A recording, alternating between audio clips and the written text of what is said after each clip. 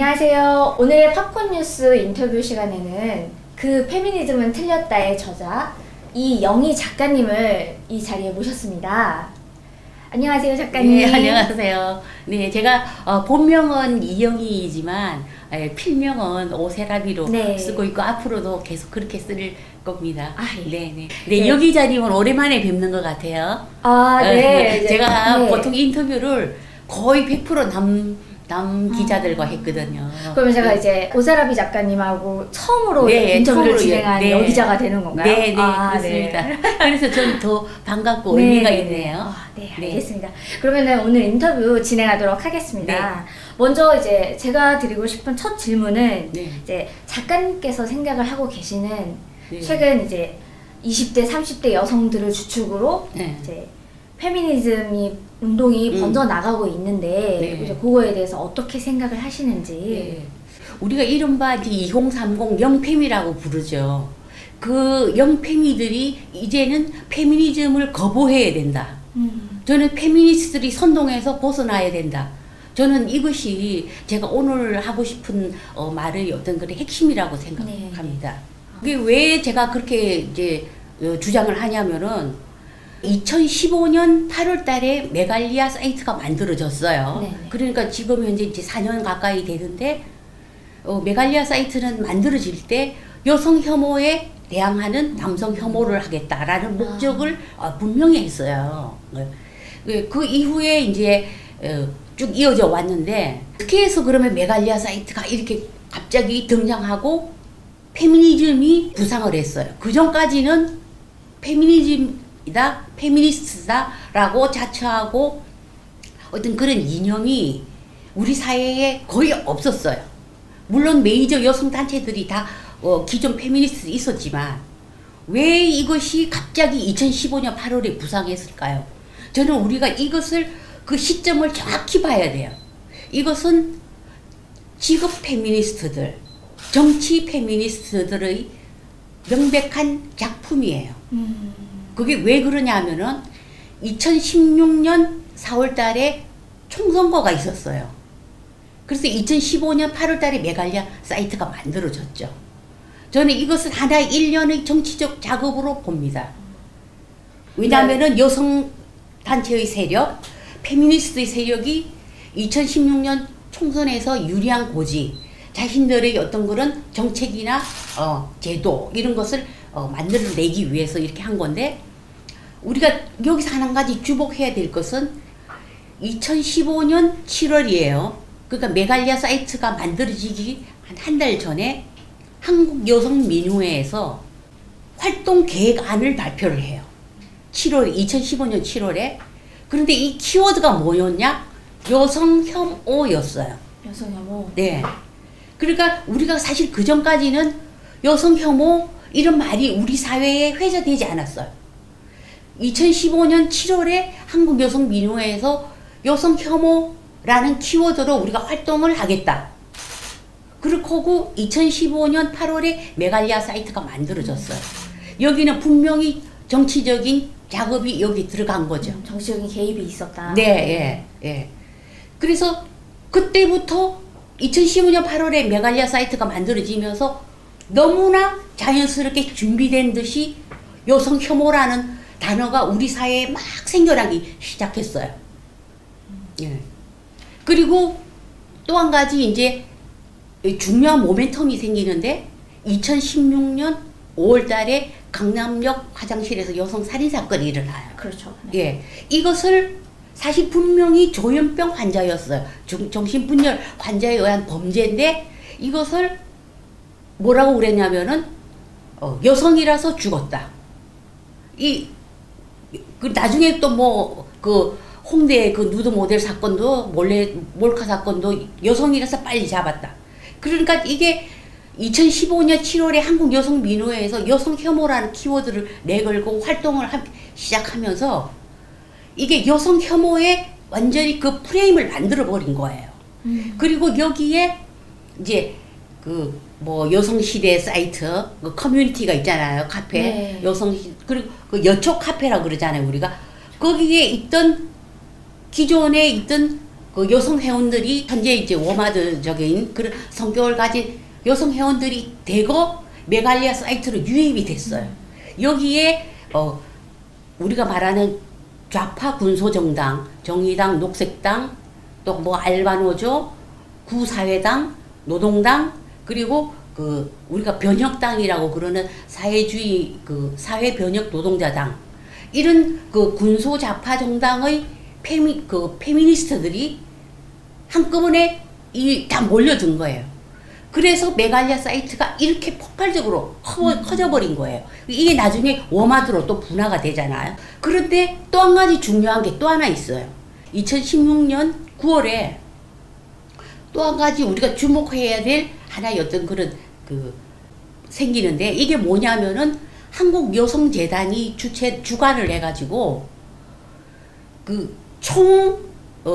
한국여성단체, 좌파 쪽 여성단체, 그리고 메갈리아에서 활동하는 그런 좌파 정당의 어떤 그런 여성주의자들이 대거 2016년 9월에 결집을 해요.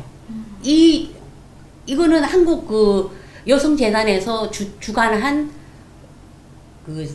페미니즘 새물결 이어달리기, 이거는 자료가 다 근거 자료가 다 있어요. 네. 여기서 메갈리아를 새로운 페미니즘 새물결이다 라고 규정을 한 거예요. 그날 한국 페미니즘 새물결 이어달리기, 그렇게 하면서 거기서 영페미라는 호칭이 주어졌고, 메갈리아가 새로운 페미니즘이다, 영페미다 라고 규정을 해준 거예요. 그날 모인 페미니스트 수뇌부는 우리가 다 아는 한국여성단체연합, 한국여성민우회, 성폭력 3장소, 전국여성의 전합, 정말 그 메이저급 좌파 여성단체들이 대거 결집을 했어요. 네, 이것은 다 그거 자료가 있어요. 그러면서 이것이 새로운 영페미다, 페미니즘의 새물결이다, 이렇게 그날 이렇게 의미가 주어진 거예요. 그러면서 이제 이 페미니즘 물결이 거세게 일어났던 거죠. 그것이 이제 2030 페미니즘의 어떤 그런 근거가 되는 거예요. 처음부터 내걸었던 게 남성의 어떤 그런 성본능, 성권력을 집요하게 공격하는, 저는 이것을 제가 혐오의 장사꾼이라고 제가 규정을 했거든요. 그러니까 혐오를 앞세워서 그것을 가지고 어떤 그런 권력 이런 데서 이렇게 한 거예요. 그러면서 지금 이렇게 돌아보면은 우리가 4년 가까이 기자보면은 남녀 사이의 그 갈등, 혐오가 너무나 깊어졌어요. 그리고 제 말이 틀리지가 않았죠. 저는 그 혐오의 장사꾼들의 어떤 그런 행위였다, 저는 그렇게 정의를 내립니다. 또 주목해야 될 일이 뭐냐면은 2015년 8월 달에 메갈리아 사이트가 만들어지면서 처음으로 한 일이 뭐였냐, 바로 그 당시 진선미 국회의원에게 후원금을 몰아주기 시작했어요. 그 제가 그때 주목해서 보게 된 계기가 그때부터였어요. 아, 이것은 분명히 정치적인 작업이구나. 어떻게 서로가 그러면 얼굴도 모르는 어떤 그런 커뮤니티에서 그렇게 일사불란하게 후원금을 1,200만 원을 단 2-3개월 만에 모아서 진선미 의원에게 줄 수 있는가. 저는 이것이 하나의 그런 어떤 그런 정치적인 어떤 물밑 작업. 결국 진선미 의원이 여성가족부 장관이 되었잖아요. 지금 예산 1조 800억을 집행을 하는, 지금 여성가족부는 막강해졌죠. 그걸 보면은 메갈리아 어떤 그런 새로운 페미니즘이라는 그 영페미들 승리한 거죠. 작가님께서 이제 네. 져서 그 페미니즘은 틀렸다 해서 네. 모든 페미니즘이 네. 틀렸다고 말씀을 네. 하고 계세요. 네. 네. 그렇다면 어느 점에서 페미니즘이 틀렸는가에 네. 대해서 설명을 네. 좀 네. 부탁드립니다. 지금 현재 이제 이 급진적 페미니즘, 레디컬 페미니즘이라고 부르죠.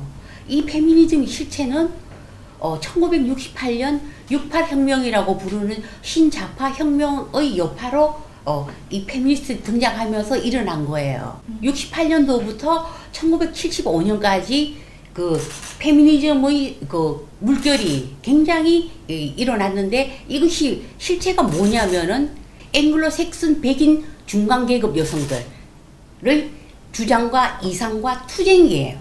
그러면 여기에 그 북미 원주민도 있을 것이고 흑인 여성들, 아시아, 멕시칸, 히스패닉 여성들 다 있잖아. 그런 여성들은 모두 배제가 된 페미니즘이에요. 그래서 1980년대에 들어서 우머니즘이라는 게 또 생겨나기 시작했는데, 이것은 흑인 여성들이 페미니즘에서 모두 다 소외되고 배제되니까 그 흑인 여성 시인이자 소설가인 앨리스 워커가 우머니즘을 얘기를 했어요. 그걸 보더라도 이 페미니즘은 철저하게 백인 여성들이 운동이에요. 그러면 이것이 그러면은 1970년대 중반까지 맹위를 떨쳤죠. 그때 그 페미니즘 이론서 저서들이 어마어마하게 많이 쏟아져 나왔어요. 지금 우리나라 영페미들이 읽고 있는 그런 뭐 안드레아 드워킨 책이나 슐라 제프리스, 슐라미스 파이어스톤 같은 이런 책들은 다 그 당시에 나온 거예요. 1970년대 초에 나왔던 책이에요. 구시대, 구시대 담론이라고 보거든요. 반세기 전 담론이에요. 여기는 뭐냐면 딱 두 가지예요. 남성은 억압자, 여성은 피해자. 그거 딱 두 가지예요. 페미니즘은. 절대로 여기서 못 벗어나요. 그래서 저는 그 페미니즘 틀렸다 해서 페미니즘을 비판하는 게, 그 구시대 담론을 반세기가 지난 지금에 와서 왜 우리나라의 국내에 들어와서 그것을 퍼뜨리냐는 거예요. 우리의 그 고유의 전통, 우리의 역사성, 우리의 민족, 우리 여성들이 삶이 과연 앵글로색슨 백인 여성들과 그거 일치하나요? 저는 우리의 고유의 가치가 저는 거기에 담겨 있지 않다고 봐요. 이 미국식 페미니즘은. 그래서 제가 페미니즘을 그렇게 비판하고, 페미니즘 자체가 저는 선동이라고 생각하고, 저는 여성들 모두에서 말했다시피 2030 여성들이 정말 자신들이 발전을 위해서 그리고 미래를 나아가기 위해서는 페미니즘을 거부해야 된다고 생각해요. 이제 일각에서는 워마드와 메갈리아 단체의 출연으로 네. 그래도 어느 정도 여성 인권 신장에 도움을 준 부분이 있지 않느냐라고 네. 말씀을 하는 네. 분들이 네. 계세요. 네. 이거에 대해서 작가님은 어떤 의견을 갖고 네. 계시는지? 저는 동의하지 못해요. 남녀 갈등의 골만 더 깊어졌어요. 여성 인권, 워마드로 인해서 여성 인권 향상이 되었다? 워마드는 일베를 미러링을 했고, 그리고 모두가 일베를 비판하고 그러는데 일베를 따라 한다는 건 그건 말이 안 되죠. 그리고 여성 인권은 우리가 이미 굉장히 많이 향상되어 있고, 대학 진학률이 여성들이 더 높아요. 그리고 수학, 과학, 어려 능력 2015년에 청소년들을 대상으로 거기에 통계가 다 있어요. 여성들이 앞지르기 시작했어요. 이미 2005년부터 대학 진학률이 여성들이 훨씬 높아요. 여성 공무원이 50%가 넘어요. 지금은. 여성 인권은 우리나라 같은 경우 국내는 너무나 많이 장족의 발전하고 여성 인권이 높아졌어요. 그것이 워마드 때문에 저는 오히려 워마드가 끼친 해악이 더 커요. 우리가 더 발전할 수 있고 남녀가 정말 그 조화롭게 살 수 있는 사회를 만들 수 있음에도 이 메갈리아 워마드식의 이런 방식이 결국 남녀 갈등의 골만 더 깊어졌고, 이것이 벌써 그 여론조사로 나오잖아요. 젊은 남성들이 페미니즘 비판이 거의 76% 가까이 되고, 여성들은 거의 뭐 64%가량이 페미니즘 지지. 이것이 얼마나 우리가 갈등의 골이 깊어졌고, 워마드가 남긴 폐해의 하나의 현상이라고 생각해요. 저는 이것을 과연 어떻게 풀어나가야 될지 참 고민스러워요. 이제 현 사회가 오히려 네. 남성들을 차별하고 있다라고 네. 말씀을 해주셨는데 네. 이제 그렇다면 대표적으로 남성들이 사회에서 어떠한 차별을 받고 있는지에 대해서 네. 이제 작가님이 말씀을 네. 해주시면 네. 되겠습니다.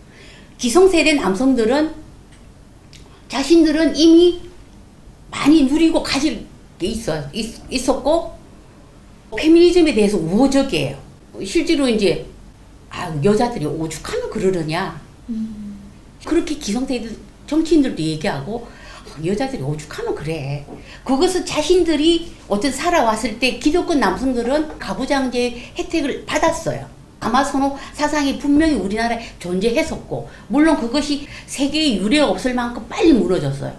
그러니까 그것과 이 젊은 남성들은 온도차가 극심한 거예요.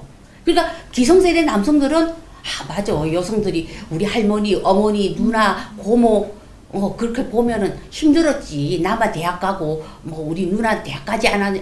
어떤 부채의식이 좀 있어요. 그분 기성세대 남성들은.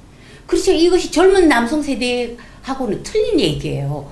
젊은 남성 세대들은 오히려 더 성평등한 그 가정에서 자랐고 교육받았어요. 그런데 지금 현재 이 페미니즘이 거의 4년째 우리나라를 휩쓸면서 오히려 젊은 남성들은 자신들이 오히려 성차별을 받고 있다. 욕차별을 받고 있다. 나아가서 차별을 받고 있다. 그리고 요즘엔 자조적으로 그런 말도 하잖아요. 페미 민국이라고. 그번에 이게 이제 이렇게 된 게 아니고 미투 운동이 또 있었고, 이게 미투 운동도 사실은 이게 페미니즘 운동이 아니에요. 미투 운동의 그 창시자 타라나 보커가 분명히 그 얘기를 했거든요. 이것은 성폭력을 당한 피해자들을 위한 그런 단체이지 여성운동이 아니다라고 분명히 얘기했음에도 우리나라는 이게 작년 초부터 시작해가지고 너무나 한꺼번에 다 들어와버린 거예요. 그래서 페미니즘 운동하고 미투 운동하고 섞이면서 전부 이제 막 나도 당했다 이러면서 무죄 추정의 원칙이 와르르 무너진 거예요. 정말 억울하게 성범죄자로 이렇게 된 남성들이 굉장히 많아요. 최근에도 이제 어떤 일이 있었냐면은 그 지하철 성추행범으로 몰려가지고 재판을 한 결과 무죄 판결을 받았어요. 그 이 남성이 무죄 판결을 받는데 1년 6개월이 걸렸어요. 제가 배우 조덕재 씨와도 인터뷰를 또 한 게 있는데, 배우 조덕재 씨는 다 이뤘잖아요. 그리고 최근에는 조덕재 씨 부인이 그 문화센터 아카데미의 정규직 직원이었는데 해고당했어요. 그래서 이게 이 미투 운동의 이 부작용이 남성들을 공포에 떨게 한 거예요. 너무나 사건이 많았죠. 박진성 시인이나 얼마나 사건이 많았어요. 이게 남성들이 너무나 공포를 느끼는 거예요. 그리고 최근에 또 이수역 그 사건도 있었잖아요. 네네. 이수역 폭행 사건도 그 명백히 그 젊은 여성들이 거짓말한 거거든요. 먼저 욕하고 먼저 폭행하고, 그것도 우리가 동영상에 나와 있지만은 정말 그 남성들의 성기가 작네 크네 그 얘기를 너무나도 그 주점에서 자연스럽게 젊은 남성들이 너무나도 상처를 많이 입은 거예요. 그런데 계속 이제 미투 법안 같은 거, 그러니까 최근에 들어서 여성폭력 기본방지법, 여성폭력 기본방지법이라는 그 여성폭력 방지법이 또 국회에서 통과가 됐어요. 이것이 이제는 올 연말 되면 시행에 들어가요. 그러니까 이게 남성들을 옥죄기 시작하는 거예요. 제가 이제 속해 있는 그런 그 페미니즘 비판하는 그룹이 하나 있는데, 자기는 초등학교, 중학교 때부터 성차별을 받았다는 거예요. 남학생이 그렇게 얘기해요. 그리고 페미니즘 교육이라는 것이 너무나도 이것을 남성을 성범죄자로 만들고, 심지어 이것은 나치즘이 아닌가. 이 남학생이 분개해서 그렇게 얘기를 해요. 그래서 남학생들만 있는 자사고에 자기가 입학하게 돼서 너무 기쁘다. 중학생조차도 그런 이야기를 해요. 현재 이제 20대의 지지율이 문재인 정부에 들어서 뚝 떨어졌는데, 지금 현재 10대도 마찬가지예요. 10대는 여론조사에는 아직 안 나오지만은 이 10대들은 곧 투표권을 갖게 되겠죠. 저는 이 지금 현재 중학교, 고등학교 남학생들의 페미니즘 비판 의식은 20대를 능가한다고 봐요. 그리고 계속 국회에서는 유리천장 법안이다. 어떤 국회의원은 거의 수십 개의 유리천장 깨기 법안을 지금 계속 발의를 준비하고 있고, 이게 지금 여성폭력 기본방지법이라는 것은 사실상 미투 법안이거든요. 그러니까 지금 자한당의 김현아 의원도 뭐 또 뭐 미투 법안을 하나를 또 이제 준비 중에 있더라고요. 그러니까 계속 이게 미투 법안이 만들어질 거예요.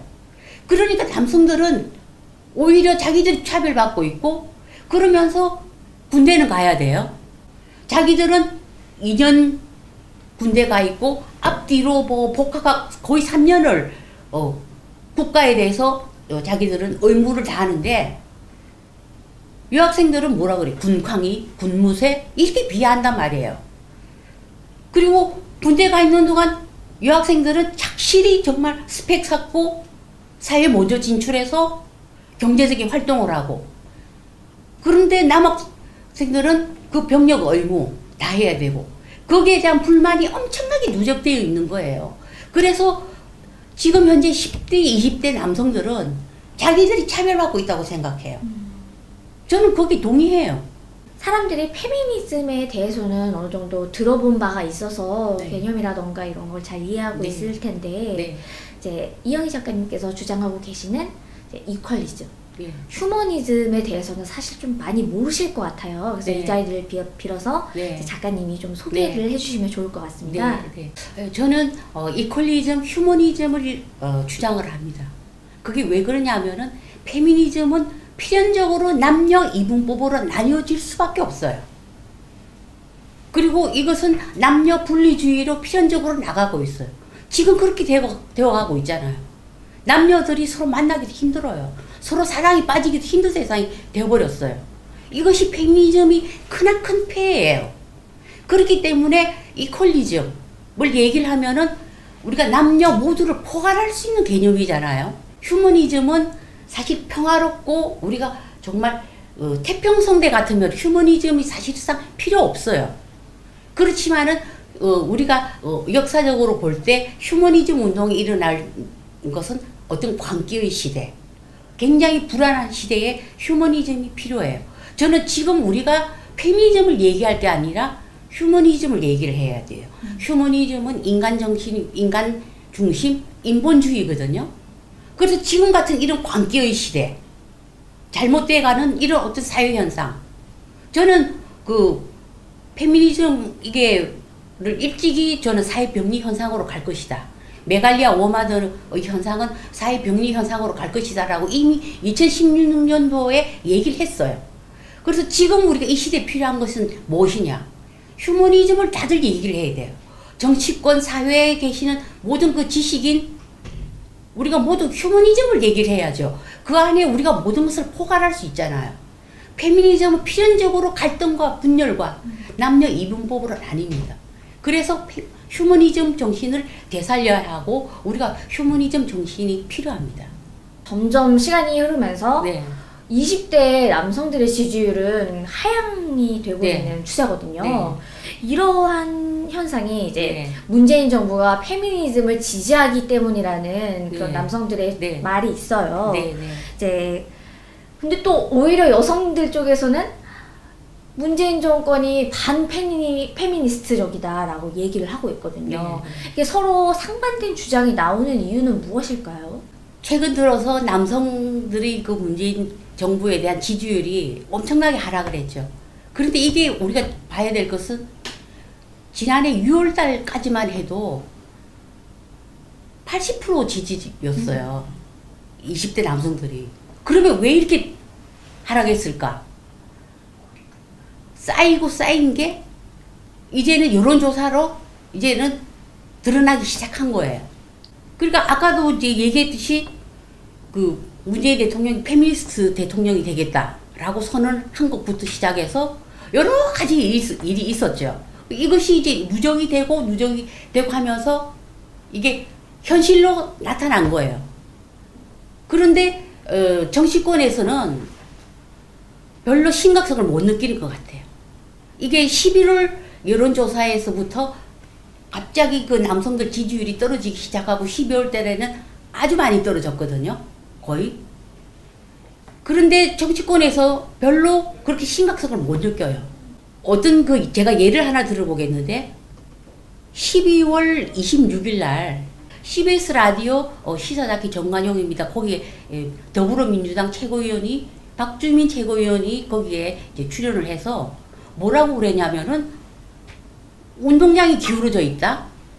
그리고 유리천장 지수가 높은 나라이고 남녀 불평등이 굉장히 심한 나라다. 이렇게 얘기를 했어요.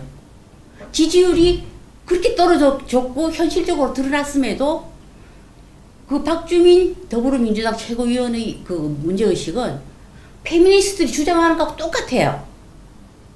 그러니까 남성들하고 얼마나 이게 온도 차이가 납니까? 정치권에서 아직도 심각성을 몰라요. 그리고 남성들이 오히려 기울어진 운동장이라고 주장해요. 지금 여성들 취업률이 20대 여성들 취업률이 더 높아요. 남성들보다. 이것은 우리가 그 통계에도 다 나온 거예요. 그리고 뭐 유리천장이 지수가 뭐 높은 나라다. 그러면은 저는 이렇게 물어보고 싶어요. 유리천장이 높다. 그러면은 뭐 예를 들어서 유리천장에 많이 깨고 진입하는 여성들이 그럼 있으면은 그것이 모든 여성에게 적용이 되냐는 거예요. 거기에 그러면 여성 인권이 향상되는 거예요. 유리천장만 깨면. 극소수의 여성들이에요. 유리천장을 깬다는 것은. 그리고 유리천장은 남성에게도 존재해요. 모두가 그것은 극소수의 여성들을 위한 것이지 그것이 어떻게 모든 여성들에게 적용이 되냐고요. 저는 이것은 그 전향적인 페미니스트들의 주장이에요. 이것을 더불어민주당 그 박주민 최고위원이 남성 지지율이 그렇게 하락했음에도 똑같이 얘기를 해요. 저는 아직도 정신 못 차렸다고 생각해요. 항상 모든 여성, 모든 남성, 그리고 사실 우리가 뭐 대학가에서 인사, 아싸 이렇게 얘기하잖아요. 네. 사실 인사 여성, 남성들은 페미니즘 영향 그렇게 받지 않아요. 좋은 학벌, 집안 좋고 많이 갖췄는데 페미니즘에 그렇게 영향받지 않지만 대부분이 우리가 아싸잖아요. 그러니까 이제 이런 말을 주장하는 사람들의 대부분이 아싸라는 거네요. 네. 사회성이 좀 결여돼 있고 네. 그런 분들. 그건 아닌데 네. 우리가 대부분의 그 어떤 그런 대다수의 남성 여성들은 아싸예요. 그럼 우리가 그것을 모든 남성 모든 여성들을 봐야지 그걸 한 단면을 보고 그렇게 판단하면 안 된다는 거예요. 저는. 이제 서로에 대한 혐오를 멈추고 이제 화합과 평화의 길로 나가기 위해서는 어떻게 해야 할까요? 먼저 여성들이 저는 페미니즘에서 해방되어야 된다고 생각해요. 여성 해방 담론은 이미 1970년대 구시대 담론이에요. 지금은 오히려 여성들이 페미니즘을 거부하고 페미니즘 담론 해방되어야 돼요. 그리고 이게 우리가 과연 여성들이 페미니즘이 남성들과 평화롭게 공존할 마음이 있는가? 저는 물어보고 싶어요. 정말 평화롭게 공존할 마음이 있으신가? 그게 없는 것 같아요. 그게 참 안타까워요. 그리고 페미니즘은 필연적으로 비혼율 상승 그리고 출산율이 저하되는 건 기정사실이에요. 이것은 우리가 인정할 건 인정을 해야 돼요. 그리고 지금처럼 우리가 비혼율이 사실 높아지고 출산율이 저하되고 있는 이 상황에서 페미니즘 현상까지 오니까 너무나 좋지 않은 상황이 지금 연속적으로 벌어지고 있는 거예요. 그 페미니즘은 우리의 그 가족과 공동체를 붕괴시켜요. 저는 그렇게 봅니다. 그래서 저는 이 너무나 나쁜 시기에 페미니즘이 오면서 비혼율은 더욱 상승해지고 출산율은 더욱 저하되는 거 이것을 정치권에서 알아야 돼요. 그래서 함께 우리가 평화롭게 공존할 그런 방법을 모색을 해야 돼요. 그래서 서로 남성과 여성이 적이 아니라 함께 걸어가는 동반자다, 동료다. 그렇게 우리가 나가야죠. 그렇지 않으면 어떻게 되겠어요? 저는 굉장히 암담하다고 봐요. 그러니까 서로 화합을 얘기를 하고 혐오를 종식시켜야지 그 노력을 왜 하지 않는 거예요? 알겠습니다. 지금 우리가 4년 가까이 지난 남은 게 뭐냐는 거예요. 남은 게 혐오와 갈등밖에 남지 않았어요. 지금 현재 우리나라는 정체성 정치 PC주의, 그러니까 정치적 올바름이라는 PC주의에 정치권과 모든 단체들이 강박적으로 매달리고 있어요. 그래서 현재 우리가 정체성 정치라는 것이 페미니즘, 뭐 성소수자, 그 미국 같은 경우에는 이제 인종 문제가 대부분을 차지하고, 이제 우리나라 같은 경우에는 이제 페미니즘이 이렇게 들어왔는데, 저는 너무 정당과 정치권에서 정체성 정치와 PC주의에 너무 매몰이 되어 있다. 이것이 지금 현재 현 상황이에요. 그래서 남성들이 너무 차별받고 있고 너무 소외되고 있어요. 젊은 남성들이. 그래서 남성들이 분노하고 그러는 거거든요. 그래서 지금 현재 우리가 그러면은 어떻게 해야 되느냐. 저는 남성운동도 일어나야 된다고 봐요. 성차별에 대항하는 남성 조직. 제가 뭐 이렇게 당당이나 뭐 몇 군데 또 활동을 하고 있지만은 이제는 그 미국 같은 경우에는 급진 페미니즘 휩쓸고 난 이후에 남성운동이 일어났거든요. 그 1980년대 말에 남성학이 등장하기 시작했어요. 그러니까 남성들이 문제가 뭐냐, 현대 남성들이 가진 어떤 그런 고민, 그리고 남성운동이 어떻게 가야 되느냐, 이것이 미국에서도 일어났어요. 그래서 미국은 1990년대만 하더라도 미국 400개 대학에서 남성학 강좌가 생겼거든요. 그리고 일본 같은 경우에는 1995년에 남성학 강좌가 이미 생겨서 모든 여성과 남성들이 그 대학에 함께 강좌를 들어요.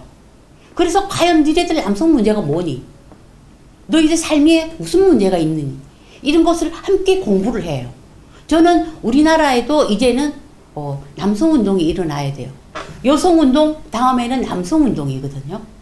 그래서 저는 남성들도 이제는 남성운동 좀 더 자각을 하고 남성들이 소외받고 있는 문제, 젊은 남성들이 소외받고 있는 문제에 대해서 정치권이 더 관심을 가져야 돼요. 저는 정치권 그리고 강단에 있는 지식인들이 좀 더 발언을 해줬으면 좋겠어요.